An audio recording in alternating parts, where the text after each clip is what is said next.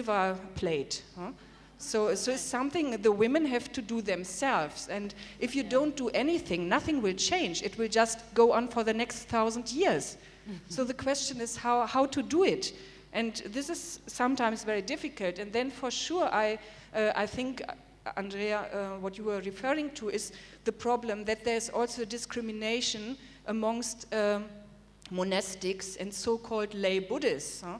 So I'm working in a center with many ex-monks. Yeah, you have been ordained as monks. They got all the training. They got a lot of studies. They got the training. And nowadays they are still teachers in our center, but they are no longer bhikkhus. Yeah.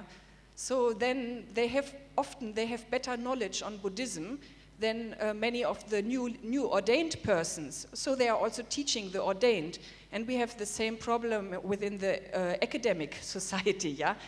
We just recently experienced, I went with a friend of mine who is an academic to Dharamsala for a Vinaya conference, and she felt so badly treated that she didn't show up after the opening ceremony again, just because of the sitting arrangement, having for a Bhikshuni issue topic 16 lines of bhikkhus sitting in front, and then the women and the lay women all in the back side, you know, and the whole show being made by the monks, yeah, and the topic was on the women. And in the beginning we were told, as the women, we are not allowed to speak, you know.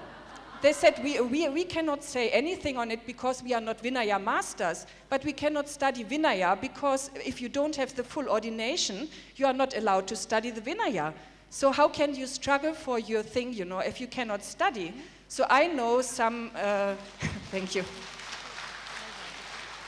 So I know some lay women, sorry, just one last sentence. I know one lay woman, like for example, before it was Bhikkhuni, now Bhikkhuni Kusuma, before she used to be Dr. Kusuma Devendra in Sri Lanka, and she was teaching many bhikkhus in the university Vinaya, and this was allowed, and I think this is the way slowly we are going, because nowadays also lay people have very well educated background, and things have to change. Not only among the bhikshus and the bhikshunis, but also among the lay people and the monastics. I think we all agree on this.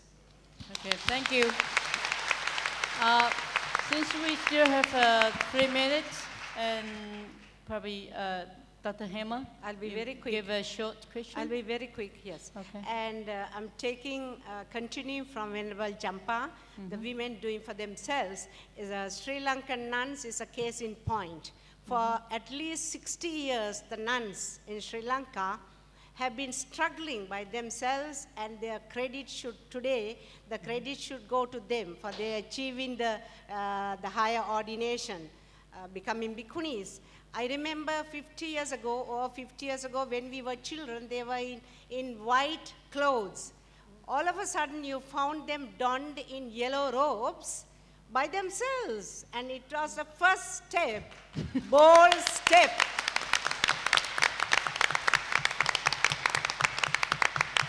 It was the first bold steps for them to take. And then I remember also later the monks saying that they said so, because I was so small at the time, they said such and such a thing, that is, they called them Suruhara, that is, there's a bird by the name of, if I translate, robe snatcher. So the monks had called them robe snatcher, the name of the bird. They sort of underwent all this humiliation and struggled non-stop with self-confidence and with self-esteem. That is the name of the game. Thank you. Okay, thank you. Oh. Okay. I'm Krishna from Thailand. To Tenzin Prama. Would you like consider allowing women from the West and South Asia studying in your nunnery, considering they are the main supporter of your monastery? Western nuns and Asian nuns have so few opportunity in Tibetan Buddhism. Thank you.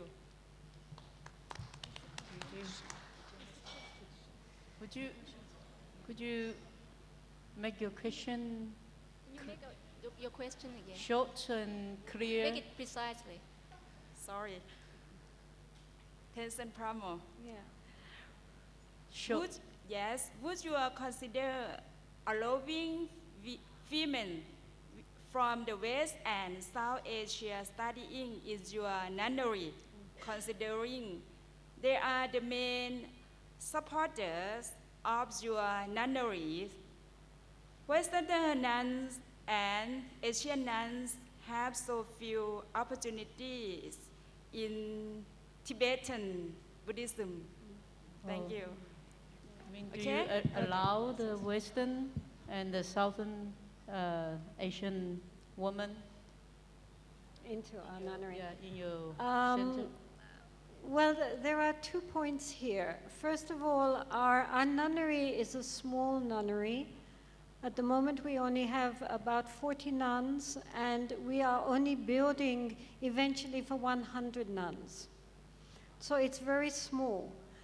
And since I am fairly well known, I get a lot of applications from foreign countries to join the nunnery. Once I open that up, it means it will be swamped by people coming from outside. Now, the nunnery's idea behind it is to provide an education, a monastic education for girls from Tibet and the Himalayan regions who normally would have a hard time getting a monastic education, particularly in my lineage of the Drukpa Kagyu. A lot of the border regions, like Kinur and Ladakh and Lahul and Bhutan, belong to my lineage. And there's no, even today, there's no nunneries set up for them where they can be educated in Buddhist philosophy. So if we open it up, then the very few places that there are will be filled up. In addition, the traditional way, these are girls from nomadic family backgrounds, they're girls from very simple backgrounds, they really don't have that much education. So the way that the educational program is structured is for girls from a very simple, background. Foreigners, whether Asians or Western, come highly educated already. And they could study Buddhist philosophy in a very different style from the very slow way that the Tibetans do it. Because the Tibetans do it, that is their educational program, if you understand me.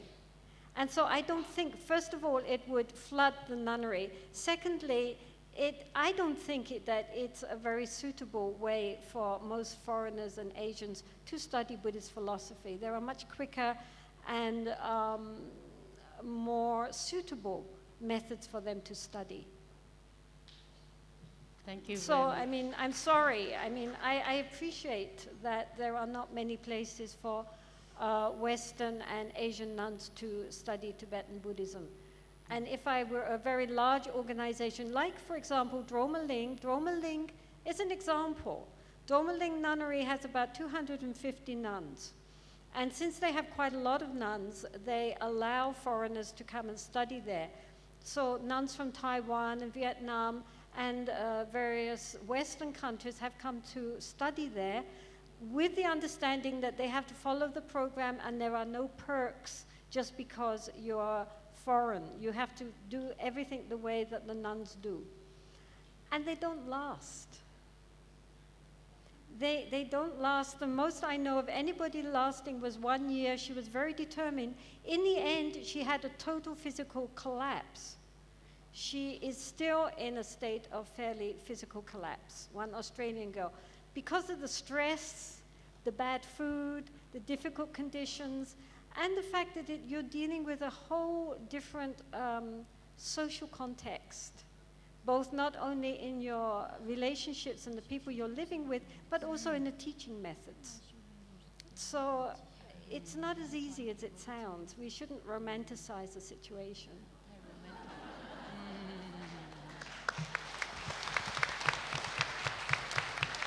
Thank you, Venerable Tenjin Pamo.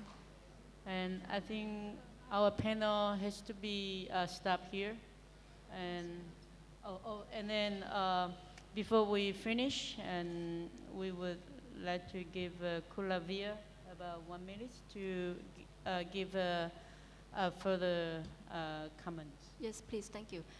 I feel a bit guilty because I'm sure my paper caused a lot of frustration among the audience. So, yes, but the way I work on the issues is we have to be mindful and we have to use our compassion and understanding in this way because the issue itself is frustrating.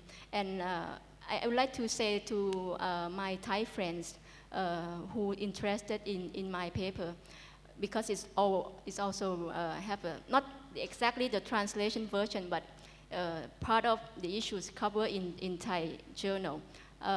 ท่านสามารถไปค้นคว้าได้จากวารสารพุทธศาสตร์ที่ตีพิมพ์โดยจุฬาลงกรณ์มหาวิทยาลัยนะคะเรื่องการต่อสู้ของภิกษุณีเถรวาทจากศรีลังกาสู่ไทยนะคะวารสารพุทธศาสตร์ซึ่งจะมีเนื้อหาที่ครอบคลุมเปเปอร์ที่พูดวันนี้นะคะโอเค terima kasih thank you Thank you.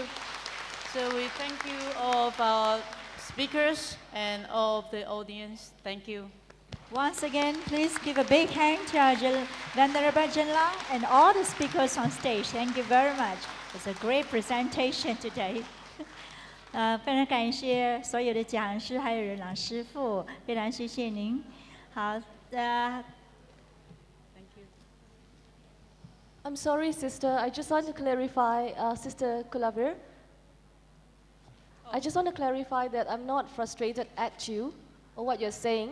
I'm just frustrated at the helpless situation of the women Buddhists in Thailand, and it's a good frustration because it makes me realize a lot of things. Thank you for the paper. Thank you. and I think things take time but we will never give up.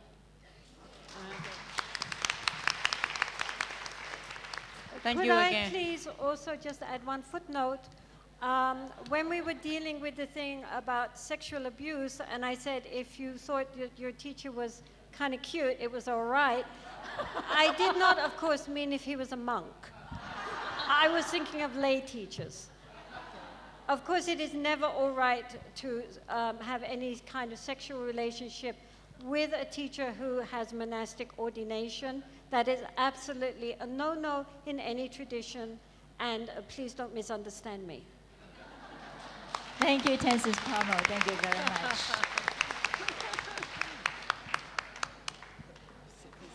Before our tea break, please remind you again, you have to return your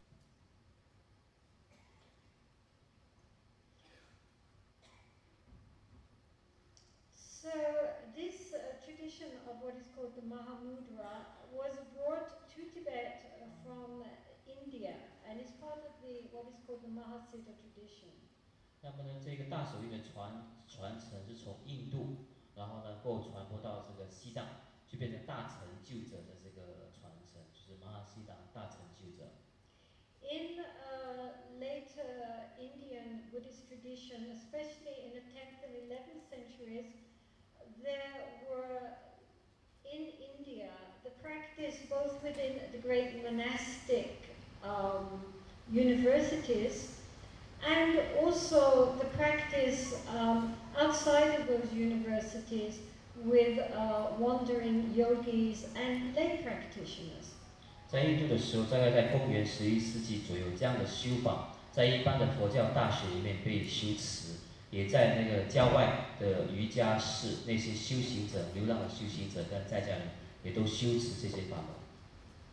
So these lay practitioners and yogis were connected into a group which in Tibet is known as the 84 Mahasiddhas or Great Adepts. 那么呢，这些瑜伽士、这些修行人聚合在一起，那么印度就把它称为84位大成就者。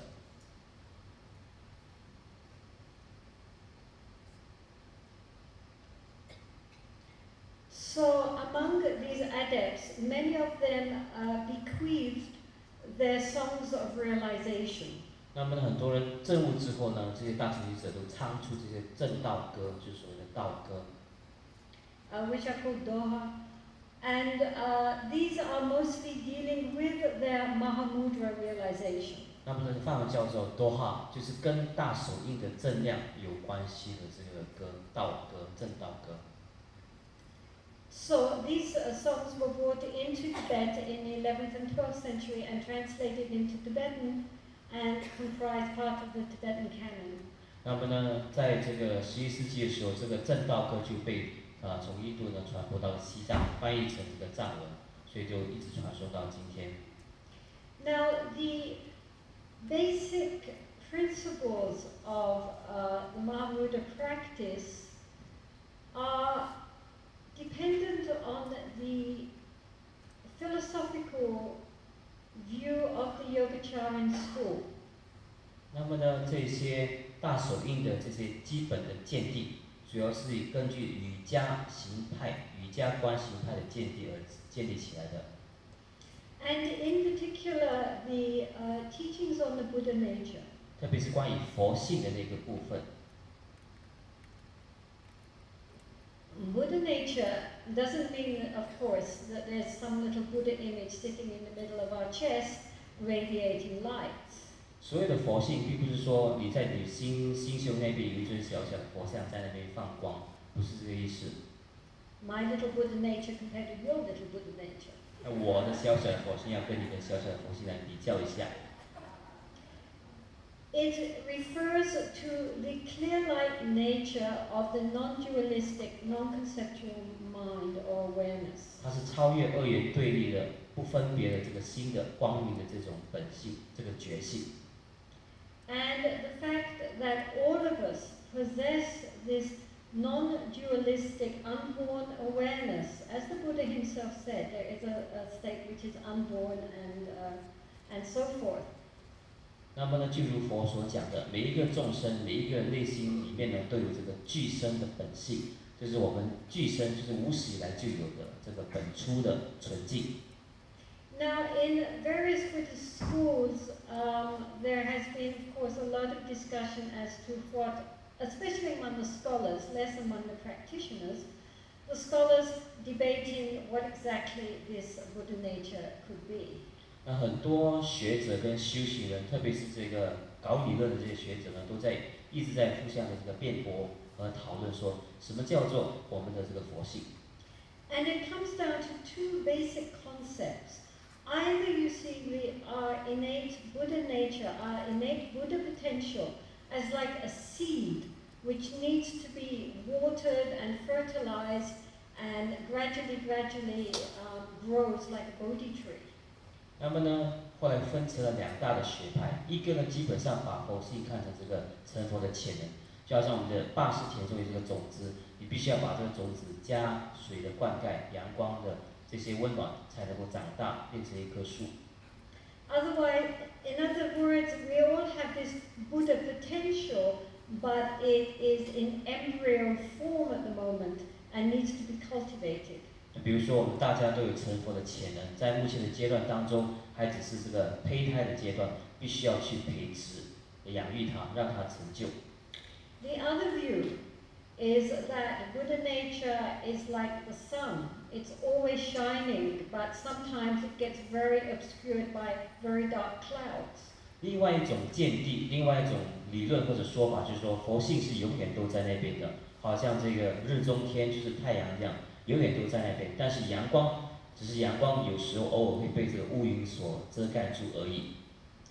In that view, therefore, our task is to uncover the nature which is already pure and perfect, but just unrecognized by us in our worldly state. 如果依据这种见地的话呢，那么所要做的任务就是把这个乌云拨开。把这乌云拨开，就照见我们本来就在那边的这种自信，或者说是光明的这个佛性，就朗朗映照。And so, in the Tibetan traditions, there are 4 lineages, and certain lineages tend towards the first interpretation, and others towards the second.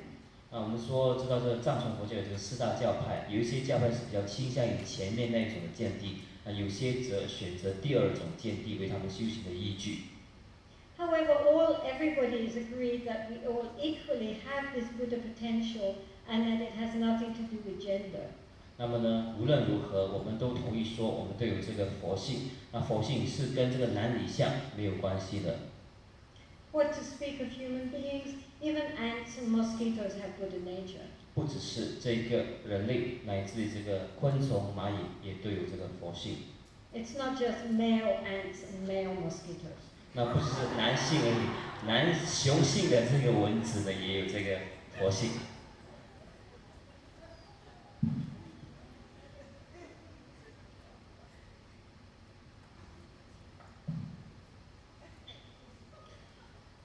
So the Mahamudra and Dzogchen approaches tend to favor the second, the idea that we are already inherently perfect and we have already this inherent realization, we just haven't recognized it yet. 那么呢，我们说这个大手印乃至于这个大圆满的见地，就是认为说佛性就是圆满具足了，只是我们目前为止还不能够把它加以认证而已。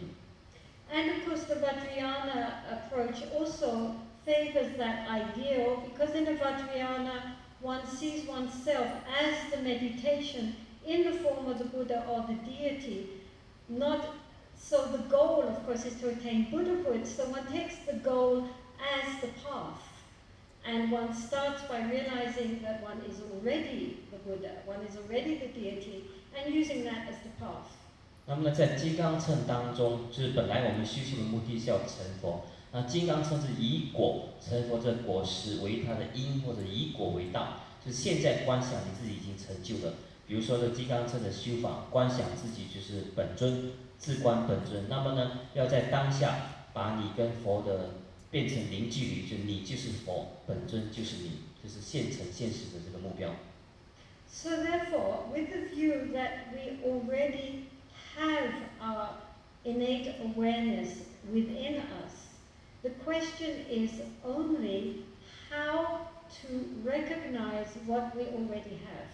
所以，既然我们已经有着内在的圆满具足的佛性，那下一步要做就怎么样去认证、去体证到这个圆满具足的佛性。Therefore, you're not trying to actually do anything. You don't have to create anything. What we simply have to do is learn how to relax the mind and allow the true nature, our shining, clear, empty awareness to shine through. 所以我们其实上不需要去额外去造作或者去努力些什么，所要做只是把我们的心放松，然后去认知到我们的心本来就是了了分明、朗朗明照的，让我们的光明本性发挥出它本来的觉性，就是这样而已。And this is actually quite close to the Soto Zen approach. 跟这个曹洞宗禅宗的曹洞宗相当接近的。Okay, so in the Mahamudra there are 4 levels of practice. 那么呢，任何想要修习这个法门的人要知道有4个不同的层次。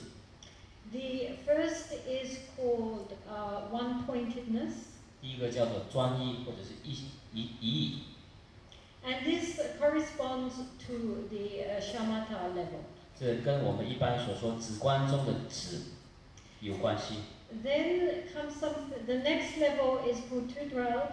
That means non-conceptual. 第二是离系。And that corresponds to Vipassana. 这类似我们的止观中的这个观，这个内观。And then after that comes a level called Rochik, which means one taste. 我们第3个层次叫做一味。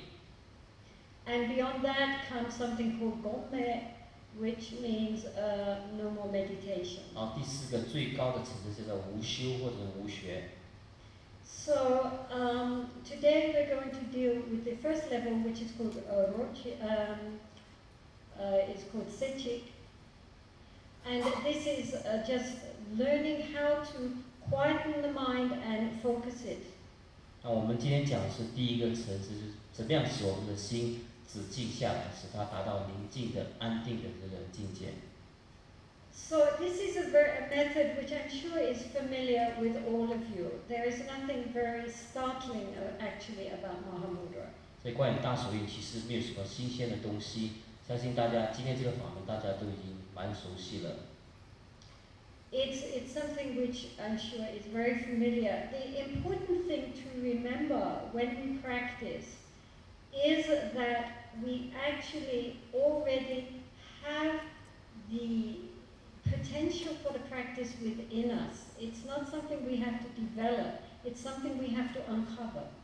那么呢，很重要的修行这个法门的时候，要知道说，我们并不去证的外面的一些什么，而是呢，把内在本有的佛性呢，让它显露出来，让它达到本来已经是的那个样子。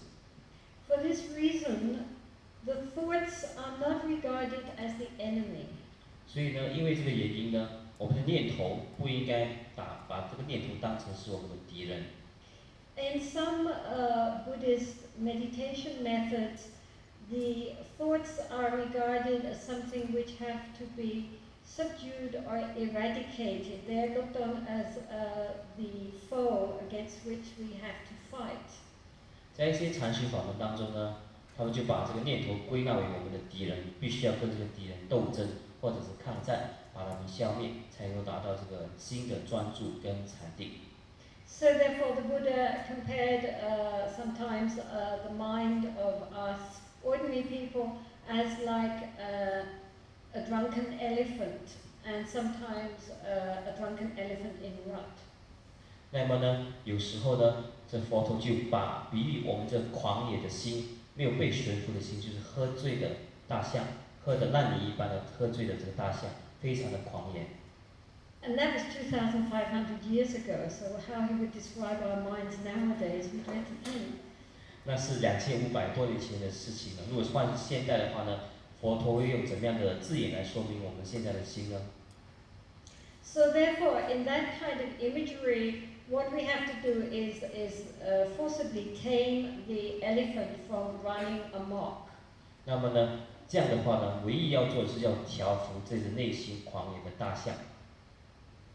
But in the Mahamudra imagery, the mind is compared to water. 那是在大手印的传承当中呢，心被比喻为这个流水。 So therefore, first the mind is like a tumbling waterfall. 开始的时候，心就好像这个狂泻的这个瀑布， Then it becomes like a flowing river. 然后在流动中的这个水河水， And finally, it enters the ocean. 然后最后就流入了这个自信大海中。 But in any case, the question is that we do not regard the thoughts as a problem. This is really very important 很 point. 重要的一点就是，我们不可以把这个妄念当作是我们的敌人。 The thoughts are, it's the nature of our ordinary conceptual mind to think. 这个妄念的从呢，是我们概念性的思维的一种自然的产品。 So we don't try to suppress our thoughts or stop our thoughts, we just ignore them. 然后，所以我们不要去抗拒或者是对抗我们的念头，只要不去管它就好。 The fact is that it's like if you have sort of unpleasant visitors, and if you could shove them out the door and slam the door in their face. 那么呢，比如说你突然间有一个你不喜欢的访客来到你的家，你可以立刻就把门关上，或者是立刻露出这个脸，不欢迎他的到来。 Then those visitors become your enemies and probably plan all sorts of nasty things. 那么这访客可能变成了你的敌人，可能会做一些对一些不利的事情会进行。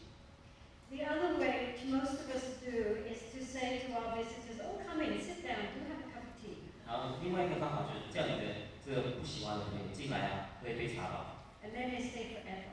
那么呢，他永远就在那边聊。 But the Mahamudra way is simply to ignore them. 这大学的方法是不去管它， And then after a bit, they feel a bit uncomfortable and they leave of their own accord. 那么他觉得不舒服、不安的时候，自己就会离开。 So, in order to help us to ignore our visitors, the discursive thinking, we have something else to think about. 那么呢，为了对抗或者说是排除这个不欢迎的这个访客，我们也必须要去想一些东西。 And of course, that can be anything. Traditionally, they say there are material and immaterial things to meditate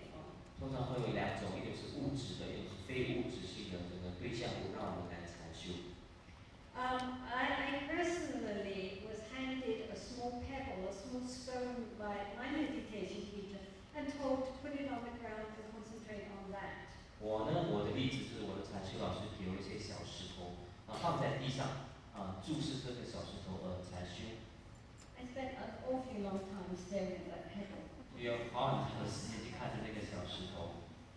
The good thing about having, it has to be something small, totally boring, and non-reflective. 那么小的不能够刺激你的东西，那么一般的东西去让你去修这个定。And it has to be something you can't start thinking about. Oh, do I like it or don't I like it? Is it, interesting or not? 不要说是这个我喜欢还是不喜欢，有兴趣还是没有兴趣的东西，是一般平凡的东西就好。The good thing about having a small material object is that it trains you to keep your eyes slightly open, which is the way we're supposed to practice, and at the same time keep the eyes from flickering around. You put it about there in front of you, and you just lightly, unfocused, put your gaze on it. 那么有这个小的物品放在你的地上前面，好处就是说，你的心稍微，你的眼睛稍微的张开，往下注视。那么呢，这个可以使你的心、你的眼睛、眼光不去外显，不看其他东西，然后把心安置在你前面所看到的这个对象物品上去。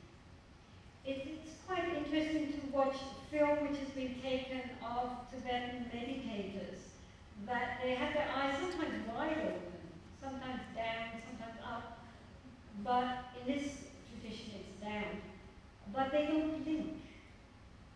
那么你看一些纪录片，就记录这个西藏的喇嘛在禅定做的这些状况，有时候他们只是把眼睛张得大大的往下看，或者是往下注视。但是呢，这个传承当中是往下注视。那么呢，总而言之，他们眼睛连眨都没有眨过一下。And this is because of this training in just gazing at an object without moving the eyes. 所以眼睛就看着这个物品，眼光没有移动。Anyway, another kind of object would be a Buddha object, a nice little Buddha image. 另外一个对象就是小小的佛像，庄严的佛像摆在你面前。Or Tibetans sometimes prefer, because they are very skilled in visualization, so they visualize a Buddha in front of them, or a seed syllable, like Om. 那么西藏人因为很喜欢观想，他们就在前面的部分的观想一个小小的坛城是佛像，或者是一个什么种子字 Om 之类的类似的观想。However, the Tibetans also, like all other Buddhist schools, have the concentration on the breathing. 西藏的这个 practically the accounts how in 434 the ordination took place in Nanking. So we have all of this, and I set up a committee of Western Bhikshunis because His Holiness wanted us. So Venerable Lecture School, Venerable Tensa Karo, Venerable Tuku Shulen, and myself, and our Venerable Shulen Imachiden from Canada. These five are on the committee, and we have two advisors, Venerable Hengshin and Venerable Yu from Taiwan. So now we met in March, we met in the US, and we have set up a paper together, giving all the exact accounts. So if you'd like to have a copy of this paper, I'm most happy to give. I have it with me. We can easily make photocopies. And then it's in English, and I have also Tibetan translation, but no other translations yet. So then you can easily have it, and it gives all the exact accounts where you can find the stories. So it is a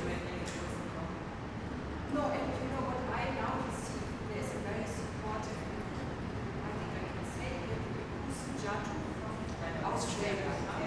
And he seems to compile it upon the police. And he was so kind, had so many emails going, so he always asked us what we needed. He's getting us from the party. I also studied 1 year party, but I don't have the time to check this all up myself. So he's very, very kind. Now he wrote one chapter, I brought it also with me, about the Kunis according to Theravada tradition, and in this he is approaching the bhikkhus, he's only talking to the bhikkhus in his paper. The readers may be bhikkhus. And so he says in this, let us be frank. I to Nile. He's fluent in Pali. He said, I cannot find anywhere our Bhikkhu lineage. We all trust it's pure, unbroken. But if we have to show it, we are in trouble. We don't have it. Nobody has recorded. They have not this recording style like the Tibetans. So I think, and also at the end of the Tibetan Vinaya Master Conference, it turned out, what I haven't the time to really speak on it during my talk, but the 14th Dalai Lama, he has a lineage that goes back to a point where it's very clear that this Lachin Gongpa Rapsa, there was a persecution of Buddhism in Tibet in the 9th century under Dalai Lama. And then it's said that many of the bhikkhus, they had to escape to the east of Tibet, to Amdo and Kham. Yeah? And then they wanted to ordain Lachin Gongpa Rapsa, later famous master. And the problem was, even if they are in a remote area, at least they need 5 bhikkhus. But they didn't have 5 bhikkhus, they had only 3. So then there were 2 Chinese bhikkhus, and they asked them to help. So then they did it together, and this lineage is considered to be pure and unbroken, because the 2 Chinese monks helped. But it seems, because the Tibetan bhikshus are not studying history a lot, they all assume that these Chinese bhikshus must have been same Vinaya school that they divided. But nowadays, it's not true. They didn't have the Mula Sarvastivada bhikshus in China. So actually they have been, most probably they have been Dhammaguptakas. So this means Mula Sarvastivada bhikshus together with the Dhammagupta bhikshus have performed the ordination. So then at the end of this Tibetan Vinaya conference, Professor Samdong Rinpoche, who is also not only an old bhikkhu, senior bhikkhu, but he's also the prime minister of the Tibetan government. So he told them very frankly, that they have to be very careful because by the argue they are doing, they are questioning the validity of the Shramanirika ordination which they practice so far, and they are also questioning the bhikshu lineage. Then later I was again in his room, and I said, well, Rinpoche, I just want to make sure, did I really get you right? Did you say that they are questioning the bhikshu ordination of themselves because of mixing 2 Vinaya schools at that time of Lachin Gongpa Rapsa? Yes, he said, you got me right. Not only this, they are also questioning the lineage of His Holiness the Dalai Lama and my own lineage by this. And I said, are you sure that everybody understood this? No, he said, I'm not sure that they really got it.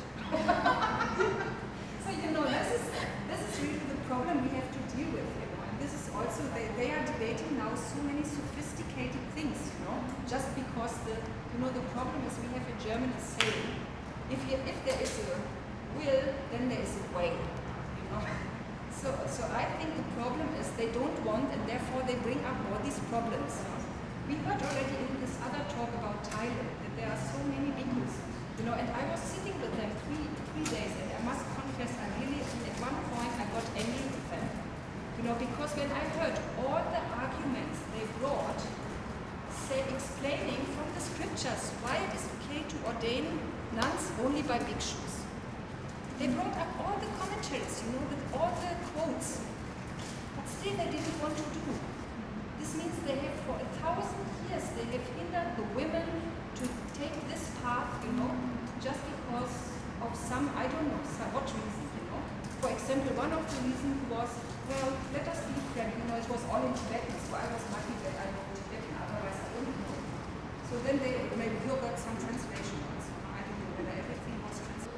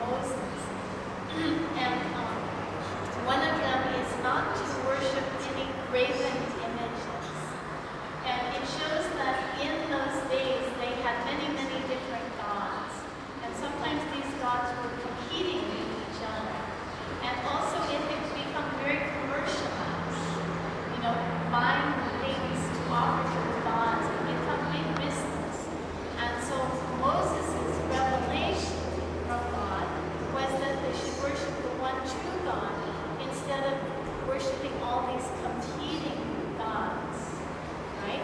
So that's the basis of Judaism, Christianity, and Islam. But as Sister Malia just pointed out, from a Protestant perspective, the Catholics are considered idol worshippers because they have images of Jesus and Mary in their churches. And from a Muslim point of view also, they would consider the Catholics as, in a sense, they could criticize them as idol worshippers because they pay respect to the image of Jesus, the image of Mary, right, like the Buddhists do. But I think there's a fundamental misunderstanding here in that because of their cultural background, they think that we're worshiping some piece of wood or a piece of metal or a piece of clay.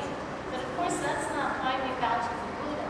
We bow to the Buddha as a sign of respect for a person who purified his mind and became enlightened, right? I mean, no Buddhist, no matter how, even if they're illiterate, no Buddhist is bound to the material, right? It's the concept, the human ideal that we're paying respect to, right? So I think it's just a misunderstanding.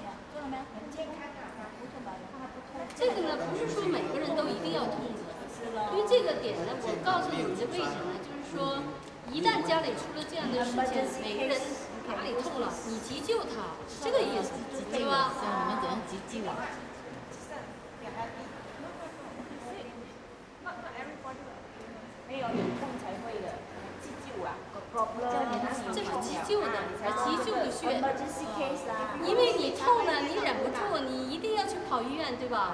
那么其他别的地方你是酸呐、是痒啊，还是麻呀？你都哎，我挺一下吧，你都能挺，唯独有痛你挺不了。那么我教你这个方法呢，就是急就急，止痛。对。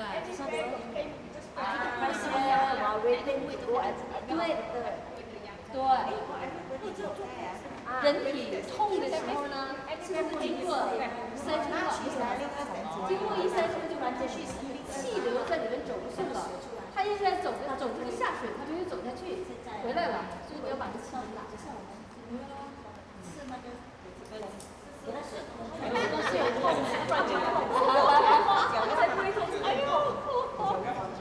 所以说这个点住呢，你就不要有一个地方有毛病是吗？